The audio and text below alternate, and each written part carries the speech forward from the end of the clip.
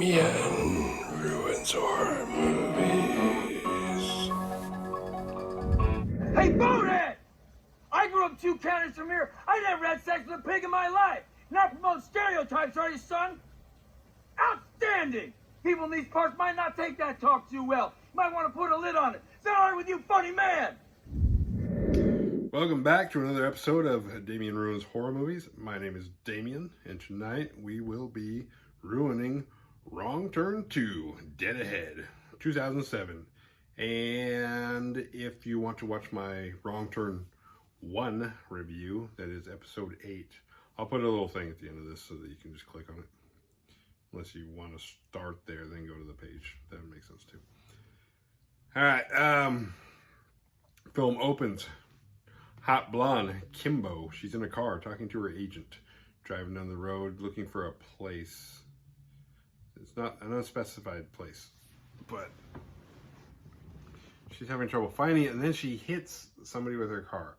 So she stops and gets out of her car to check out the person, and I don't know, somehow she doesn't notice anything weird about the person. So she even goes as far to give him mouth to mouth, to which he, who's not really hurt, sinks his teeth into her bottom lip and rips her lip off.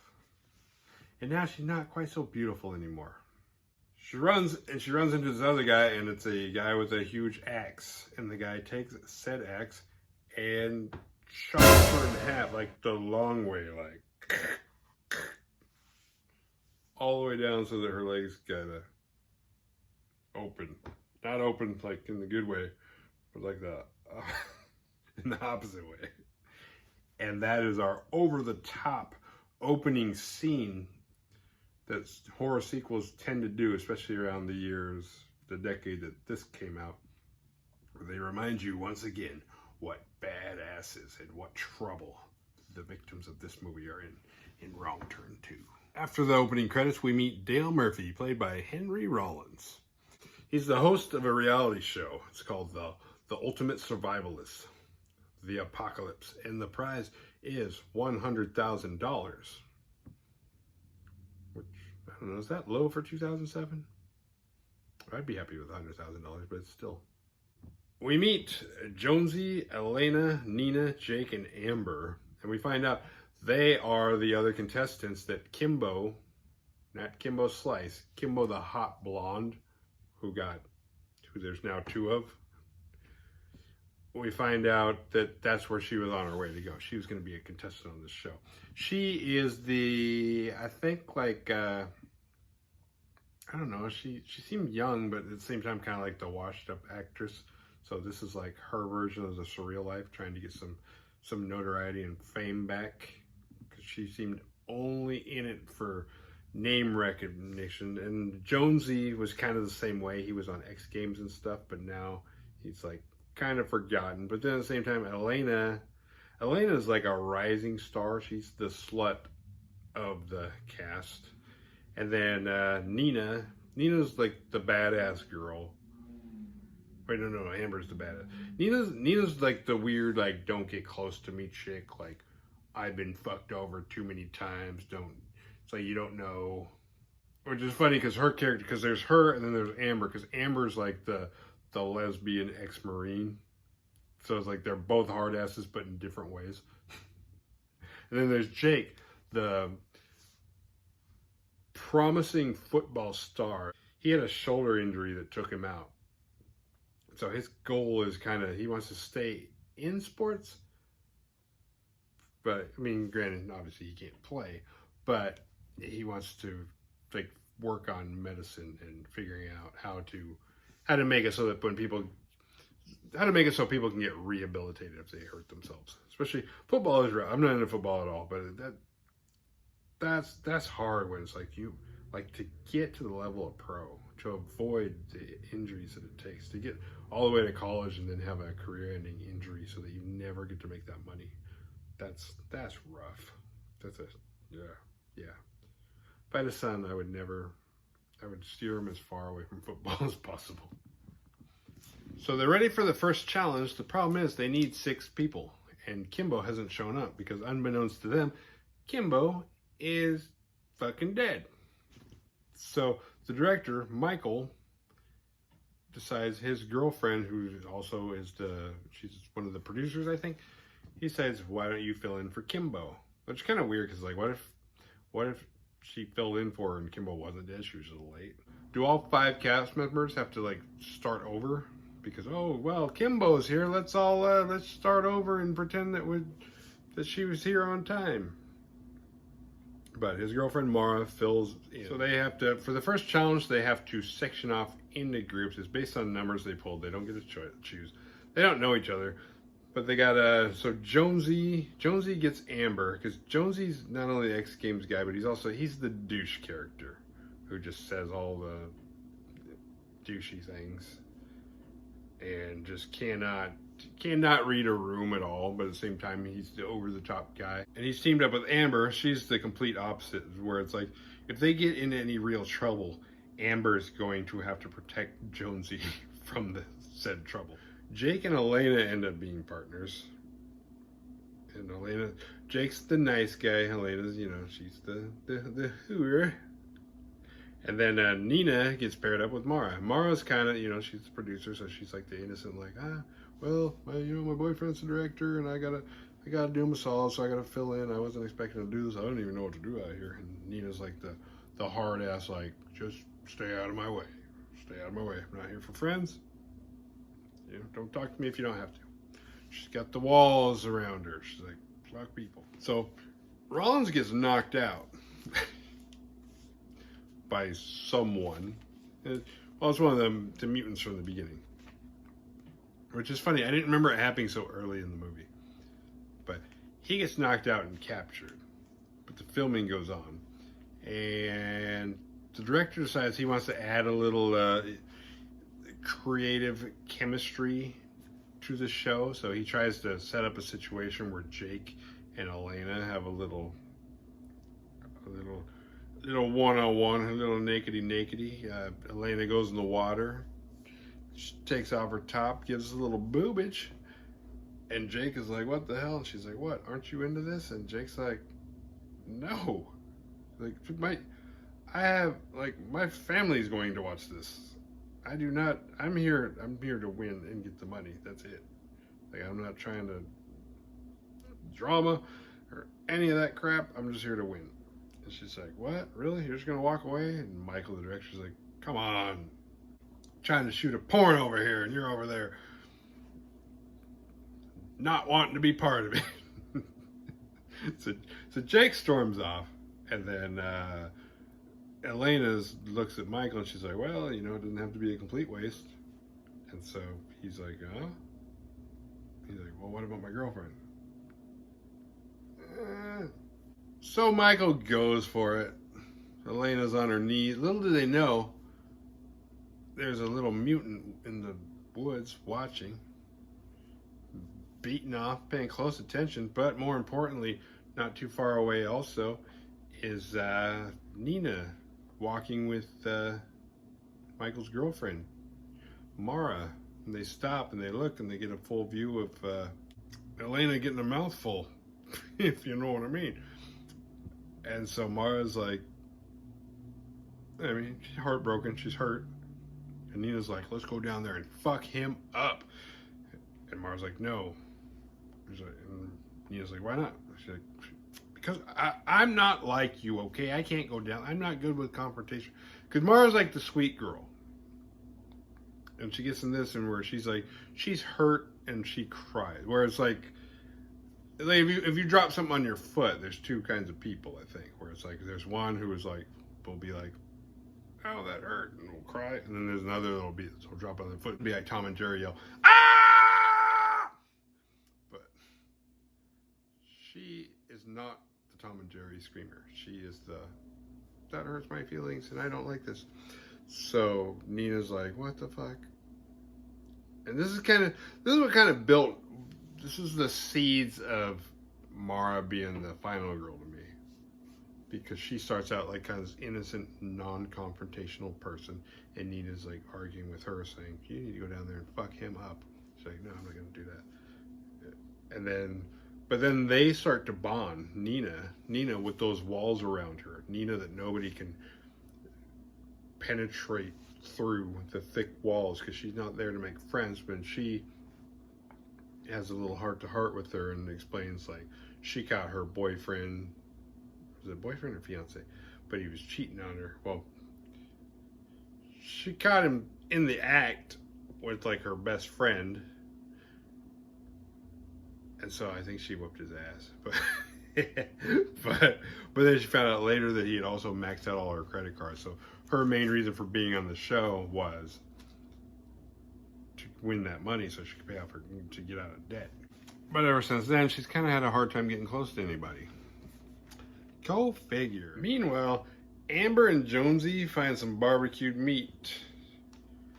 And since they don't know about the mutants yet, they assume that it's part of the game, like, oh, because the first quest is to find food. So it would make sense for like 1 out of the 3 groups will find the barbecued meat. That's my assumption. Because normally if you were just walking through the woods and you found barbecue, it'd be like, but because they drag like this huge rack of meat. They're like, let's carry this back and show them that we won. And they think nothing of it. Which makes sense because they don't know anything's up yet. Mara is pretty much, she's done with this shit. She's like, you know what? I don't want to do this. I just saw Michael cheating on me. And I was doing this as a favor to him. It's like, I don't want any part of this. I'm out of here. There's no cell service. So she can't just call and get anything out or get herself out of there. But her and Nina find an old house. They're like, well, we'll go in there. There's probably a phone inside. So they go in. They start looking around. Well, first they knock and nobody answers. Typical, like, let's go knock. And they knock. Nobody answers. Like, well, let's go inside. I was like, that's such a bad. This was the decade. It seems like this is the decade of horror movies. Like the original horror movies that came out in this decade were full of people just like, hey, there's nobody there. I guess I'll just walk in. And then that just makes their life worse. It's like, well, now you're dead. And now I'm kind of not on your side because you walked into that person's house just because you needed help. So they go and they start looking for a phone. They find pictures. And it's just a bunch of like creepy pictures of old mutated family Robinson on mirrors, and they're just like, what are we? And then they hear a noise, and it's a sound of like a woman giving birth, but not like a woman. So they're like, oh shit, we should hide. Which is weird. It's like, why? Do you think you're doing something wrong? Like you're okay with walking in here, and now somebody shows up, and you're like, oh. Because they didn't find like evidence that the people that lived there were bad or anything. It wasn't like, oh, we found a body and now we're in here. We might be next. They were just like, we should get the fuck out of here. They didn't really have a reason to think that they should get the fuck out of there. But they tried to anyway. They narrowly escaped the house, but they've been caught. And as they're running, Mara catches a hatchet to the head, which, so much for my final girl theory about Mara. Jesus, they had the perfect build-up for her. She went from being this weak person who was starting to get strong, and then she catches a hatchet in her head. But Nina is still free. Well, she's on the run, but she's alive. But now there's a bow hunter after her. A truck comes up and scoops up Mara, straps her to the hood, and takes her somewhere. Like, how many houses these people have? How many of them are there? That was a weird thing about Wrong Turn. They didn't let you know. That way they could keep making movies. Because they're about to make a new one, I've heard. And after the truck takes Mara, they all kind of forget about Nina and they leave her alone. Elsewhere, Elena and Michael finish doing the nasty, and he's like, suddenly, he kind of like immediately starts feeling guilty. He's like, looks at her, he's like, okay, well, you can keep a secret, right? And she's like, yes. I'll see you around. And he leaves. He goes back to where everything's all set up, and she decides she's going to stay and work on her tan. Because she doesn't know that there's a killer mutant hillbilly cannibal dude beating off in the woods watching her. And the killer mutant hillbilly cannibal guy doesn't know that his girlfriend is watching him beat off to her. And she's pissed, and he's busted, which might save her a little bit of time. But not enough, because she beats his ass, I guess quietly enough that Elena can't hear her, but then she goes down there and she takes care of Elena. Rollins manages to free himself, and he has to take on Three Finger. I think it's Three Finger. I don't know. They have a little altercation, and Rollins totally whoops Three Finger's ass and then blows him away. But Three Finger's in like every movie, so how did he survive that? He got shot in the chest, and like, I don't think he got shot in the chest. I think it hit him in the chest, and then like he flew off a cliff. But then Rollins goes over and he finds the truck and it's got Mara on it, and he looks to see if she's doing okay, but she's dead as shit. Just count the hatchet holes in her fucking head.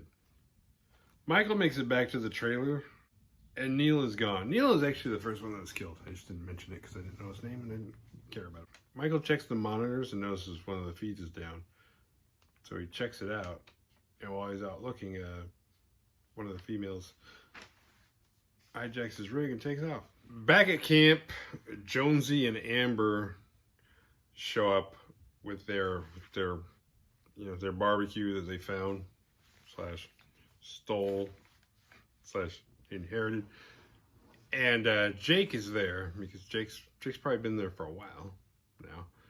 They go back and they're like, hey, look what we scored. Looks like we're the big winners. We got this meat. So they all kind of dig in. And then Nina shows up shortly after, and she's like, because at this point, Nina is the only one that knows what's going on as far as the hillbilly mutant cannibals. And she's like, we gotta get the fuck out of here. And Jonesy's like, what? I don't believe you. And it's a perfect setup because they're on a reality show where it's like, can you survive? So of course there's going to be fake hillbilly mutant type things attacking them and throwing in curveballs. Of course there are going to be surprises they didn't tell us about because it's going to make good TV. And he was like, no, that's not what this is. This is real, and we got to get out of here or else we're going to die. And they're eating. Something I didn't mention because they do reflect heavily on this, because in the beginning they show like a little video for each character where it's like, hi, I'm Kimbo, and I'm going to be on this show because of this, and blah, blah, blah. And then it clicks to the next video. It's like, I'm Jonesy, I used to do, and it's like, and so on. But it makes it, every scene Kimbo had, which was not very many, like they make it clear, like her tattoo on her leg, it's like an infinity sign. I think it's like an infinity sign, but it's like a snake eating its tail or something. I forget. But, so they're eating the meat, and they don't believe Nina, but then as they're eating, they come to the piece and they see it's Kimbo's tattoo. And they immediately start spitting the meat out of their body or out of their mouths. But they're like, okay, all right, gross, ew, what are we going to do? Because at this point, they're the last four. They might not know it. I mean, other than Rollins out there somewhere, they're the last four. So Rollins is still out there, and he's wandering around, and he finds an old house, and he finds an old man. So he takes the old man. And the old man, he's old and weird. He looks like a hillbilly. He doesn't really look like a mutant, though. And he takes the old man hostage, basically. Because Rollins has some shit to take care of. He's got some wounds he's got to address. So he takes the old man inside and starts like, he goes Rambo style. Starts like sewing his shit up. And the old man like starts talking. And he starts explaining. He gives us this origin story about the old mill. And that was kind of like, that's like where everybody worked, I'm assuming. But then there was a chemical problem and it had to close down. And so like, most people left. But the chemicals killed all the animals in the area. That's why if you go out in the woods out there, you don't hear birds chirping. You don't see any animals because they all died. The only people that stayed was a family. And the family started inbreeding, and there wasn't any meat to eat, so they turned into cannibals. And every generation got a little uglier and uglier. And the old man telling the story just happens to be the grandfather of these ugly, mutated cannibal hillbillies. He attacks Rollins, so Rollins blows his ass up with a stick of dynamite. The others look for the truck, but it's gone, so they keep on moving. They look and they think they see one of the mutant cannibals fucking Elena, but as they get closer, they realize it's not Elena, it's just her face. Her face has been cut out. The jealous girlfriend, hillbilly cannibal bitch, is using her face as a mask. Which is kind of like, I don't know if that's disturbing or if like, wow, you're like the best girlfriend ever. If I have a need, you figure out how to take care of it for me. Thank you. It is funny though because she's wearing a mask of a hot girl, but he's doing her from behind, so it's like you can't see her face anyway. Like that. I think that's for the viewer though, to be like, oh, I see what's going on. A curious thing I had was though, is because like the mutant that gave birth looks just like the mutant that's wearing the mask getting fucked. So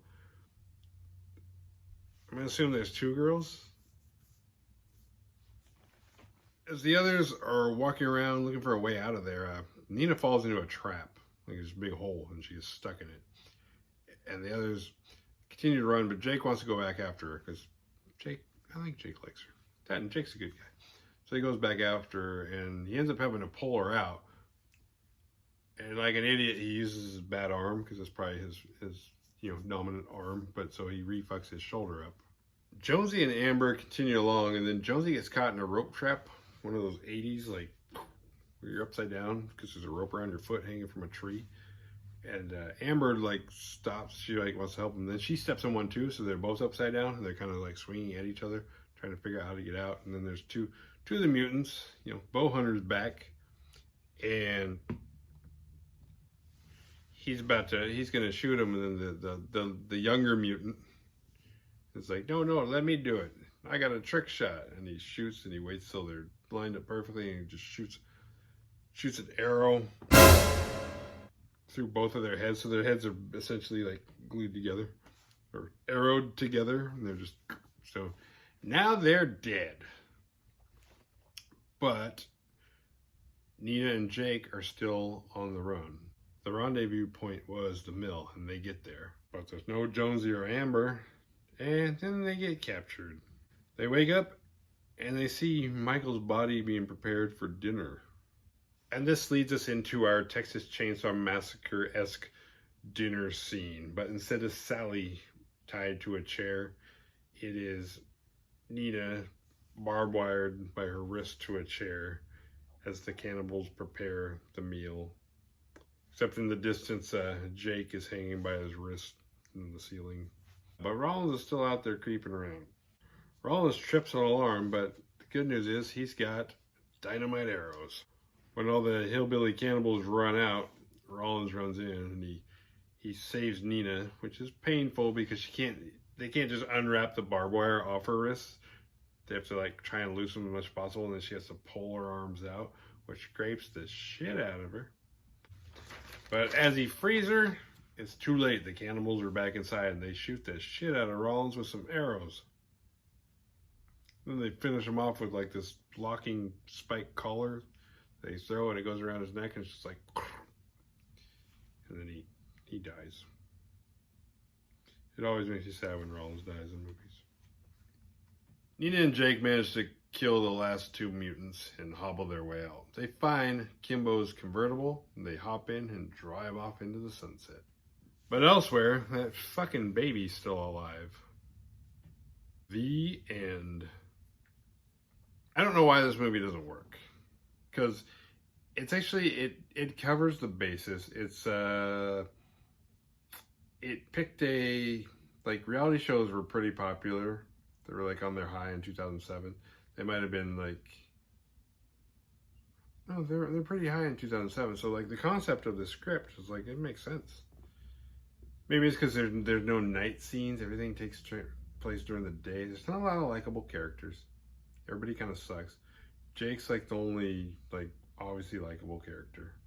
Henry Rollins, like Dale Murphy is likable because I'm a fan of Henry Rollins. Because if somebody else was playing him, I'd probably been like, man, I want that guy to die. But Rollins playing him, it makes it funny. Just because I know Rollins. I don't know him, but I know what he's doing when he's playing a character. But I don't know, there's something, I mean, they covered You know, they had like the tattoo and the meat. That was kind of a neat, like little, like, oh, they found that out. I mean, it's the Hills Have Eyes meets Texas Chainsaw Massacre, and there's a while, I think it's around this decade, where people kept ripping off the Texas Chainsaw Massacre dinner scene, where it's like, come on, enough already. It's bad enough every remake of the Texas Chainsaw Massacre, or not every remake, but every fucking sequel had to have it. But now other movies are branching out. It's like, oh, we should do a dinner scene too. It's like, no, enough with the dinner scene. It's not necessary. Luckily, that's the only Wrong Turn movie that does it. I thought I liked Wrong Turn 2 better than the first one. Now I'm not so sure. I think I might like the first one better. There are things I like about the second one.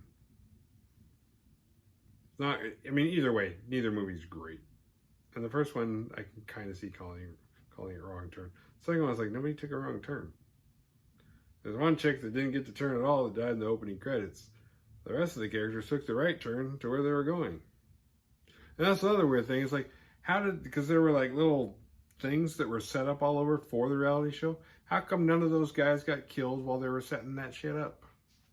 It's like the hillbilly cannibals were like, we should go, oh, there's people, let's go kill them. Wait, they're setting up a reality show. Let's wait until there's more of them that come. The Badass Award goes to Dale Murphy, because he's Henry fucking Rollins. Kept a cool head, made weapons and traps, had the most kills, and even sacrificed himself to save Jake and Nina. The Last Brother Standing Award goes to Jake. He made it all the way to the end. And he was the only likable character. What did we learn? Survival tips! If you were driving through the middle of nowhere and accidentally hit someone, just keep driving. You probably shouldn't have been there anyway. Don't make angry inbred chicks with knives jealous. Don't fuck with Henry Rollins. If you enjoyed this episode, hit like and subscribe. And if you're excited for a Wrong Turn 3 review, then, I don't know, let me know in the comments or PM me on the Facebook page. See ya.